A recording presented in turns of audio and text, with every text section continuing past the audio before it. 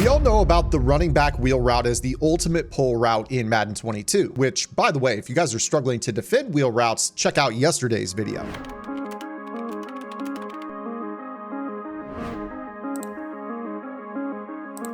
But did you guys know that there is a better pull route that is less obvious to your opponent that you're trying to bomb their coverage and will work just like the running back wheel while holding your opponent lower in the box to defend the check down? After the intro, we're going to get into exactly what that route is and why every single playbook in Madden has a way to bomb every single coverage in the game.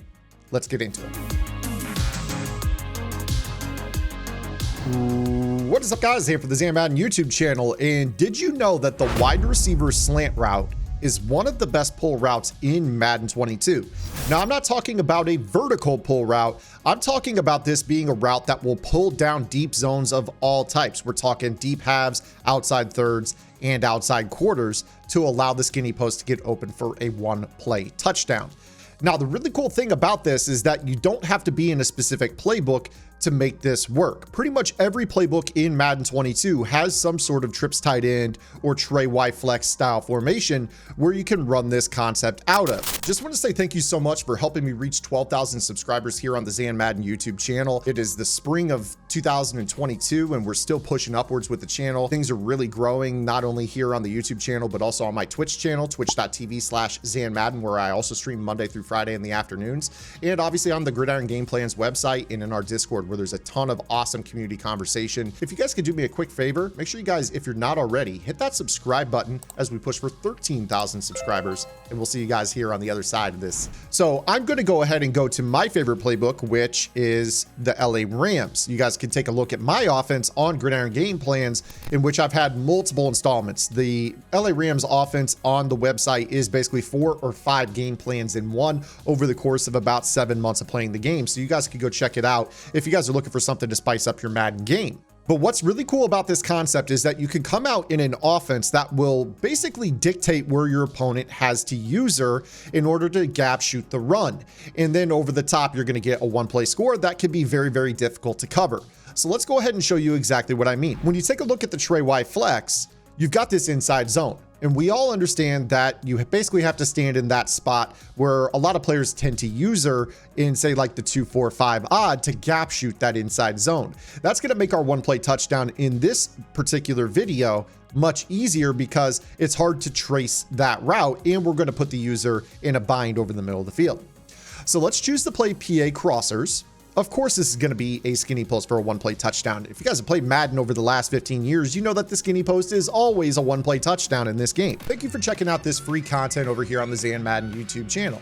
If you guys are enjoying this content, make sure that you guys also check out my strategy website, gridirongameplans.gg. Gridiron Game Plans is your one-stop source for all things competitive Madden. Every week in our Vault update, we go over the meta, or the most effective tactics available being used by pro players on the MCS circuit, breaking down not only how and why the pros do what they do, but most importantly, how you can counteract those metas when you face them in online gameplay. On top of that, your subscription also includes any and every game plan on the site all year long for just a low price of $9.95 a month. And you guys get access to our Discord channel, where we have members of the Gridiron Game Plans community chatting daily, helping each other get better at the game. And this also includes a lab session every single Wednesday night on the channel. So make sure you guys go over to the website. If you guys are looking for the best escape artist defense in the community, you have to look no further. gridirongameplans.gg. Now back to the video. But let's go ahead and start with the cover 2 shell. I think that's the most popular shell that you guys see in most head-to-head games. So I'm going to choose Tampa 2 here. Now with this particular concept, it's up to you how you want to run this. I would recommend running this with your trips to the left. You can run this trips to the right. Hash dependency is really not that important, which is pretty cool about this tip because we're not really going to be using a running back wheel or anything like that to make this work. Now the concept that we're going to use is going to be a streak to the inside or the middle receiver. The slot receiver B is going to be on a slant, and then you're going to take this tight end route. Now, if you have a hot route master or a tight end apprentice, you're going to use a post. But if you don't, you're going to use a deep dig, which would be just fine on this play. The running back is optional. If you guys are establishing the inside zone with this particular concept, I would recommend kind of carrying out the play fake to make the user bite down towards the run. And then you're going to go ahead and roll out and look for the one-play score. But what's really, really cool about this is that the slant route to the B receiver is enough to pull down the deep half defender. So on this play, I want you to watch Jamal Adams. Now, again, like I mentioned, most players typically have to like stand in this spot and then they try to gap shoot in through the B gap to stop the inside zone. That's going to make it really, really tough for them to then recover over the top for the one-play score. So against a particular defensive front, if you can, I recommend double teaming the edge. This would allow you to get outside the pocket off of your play action fake. And then you're going to roll out and look for this chuck all the way over the top to your skinny post player. And you see right there, that's AJ Green. He's a little bit slower in his old age, but it is enough for us to pick up a one-play score. If you guys want, you guys should go and sub in your fastest receiver as your post runner. So I'm going to go ahead and do that. So for me, I'm going to put Christian Kirk out here and we'll go right back in. But notice how in that cover 2 example, this safety, and as we showed at the beginning of the video, bites down on the slant. He drops for depth, sees the slant, and kind of stays low. And then it's too late because the post breaks over his head and the mid-read zone is not able to get there. That was a mid-read zone. Most players, when they play a Tampa 2 style of defense, are going to try to protect their coverage. So what they're likely to do is they're more likely to put this player in a middle third. And they think, okay, that'll make this one play touchdown proof. And the truth is that if you have enough speed at the receiver position, you're still going to be able to throw this over the top. So we snap this ball, get our double team, look for the rollout, and then you're going to throw this sucker all the way over the top and underneath of that middle third.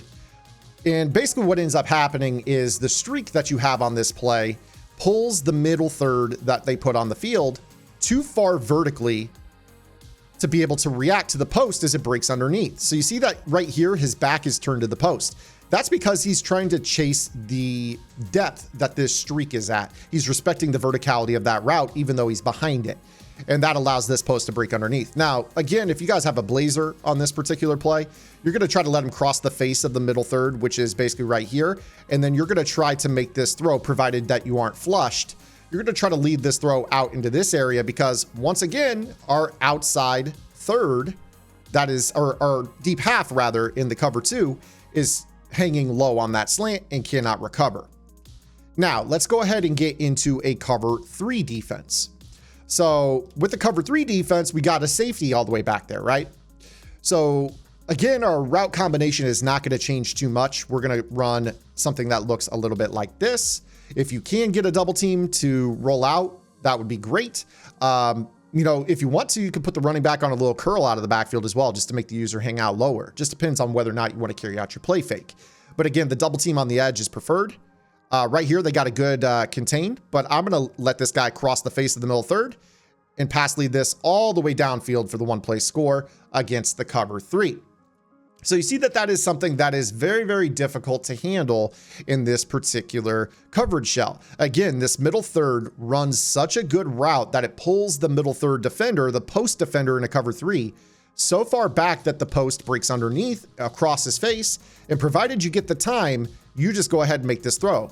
And you'll see here once again that our outside deep defender on this play gets caught up on the slant route. So you see this slant breaks across and he plays with respect to that route and doesn't see the post coming from the other side of the formation. And of course, that's going to leave us with kind of a cover 4 drop style of coverage. Now, I will say that the cover 4 drop is probably the best bet against this style of play. It can be a little bit better because the safety might be able to respect or peel back to that skinny post. So you're going to see here Jamal Adams on the right. We'll see if he bites down on this. And you actually see that he does. But again, you're going to see that you're going to chuck that all the way over the top and outside to the sideline that you're rolling out. And you're going to be able to hit that for a one-play score, provided that you catch it in stride. For those that are wondering, protect the sticks is not a major deal breaker with this. What that's going to do is it's going to back up your deep zones maybe a little bit, but it's going to really back up your underneath zones to whatever the first down marker is. So if it's, 4th down and 30, your deeps or your underneath zones will play the sticks. It doesn't really change your deep zones too much. Again, you see right here how this looks. You see that protect the sticks doesn't make Jamal Adams play better, and I'm still able to throw that ball all the way over the top for the one-play score. So again, this is going to come down to whether or not you get time in the pocket. You can run this with an escape artist to buy yourself time, or if you have post-ups or whatever type of blocking abilities to give yourself more time, that is something that you can do as well. Now, the cool thing about this play is that this kind of plays off of the whole slant post meta. You guys know that out of trips tight end, typically a post route to the tight end with a slant from the inside most receiver is super popular. You know, you might see something like this, or, you know, like this, you know, it just kind of depends. But most players want to kind of make this high-low read. And you see right here, you could kind of throw the ball out there. You could use the running back to pull down flat zones, and that opens up the slant. You could throw this early or late, especially if they're in defenses where there's really only, say, for instance, 2 hook zones. You might see something that kind of looks like this, and they might use one hook zone or the other. That could be really problematic, obviously, as well. So, you know, if they kind of hang out in this area of the field to kind of guard the seam / tight end in / post from the right side, you know, you're going to be able to kind of throw this little slant underneath and low ball it. A lot of players love to do that particular concept. The other thing that you could do would be to obviously still wheel the running back. The one thing with the running back that I want you guys to kind of be aware of is that it is kind of the biggest tell in the game that it's a one-play score. Whenever I see a running back just wheeling out of the backfield, I know right away what they're doing. So even if you see, you know, a route combo that kind of looks like this, I know as a user to get back in the deep middle of the field anytime I see a running back wheel, just because it's like a great pull route. You see right here, the running back is still a pretty solid option, provided that you've got a good receiving back there. You can throw it outside pass lead against the cover 2 as well. And oftentimes he'll be able to catch that and go for a one-play score. But I wanted to share with you guys the fact that the slant is such a great pull route. It allows you to kind of mix up what you do with your running back, which is huge. And you probably have seen this in trips tight end. You probably have seen this in bunch. I know bunch trail with the slant motion to cross is pretty popular. So just want to share that with you guys. I hope you guys liked it. If you have any questions, make sure you guys drop those below. Subscribe to the channel. We'll see you guys tomorrow with the next video upload. Until then, this is Ann. Get in the lab. I really just messed that up. Get in the lab, and good luck.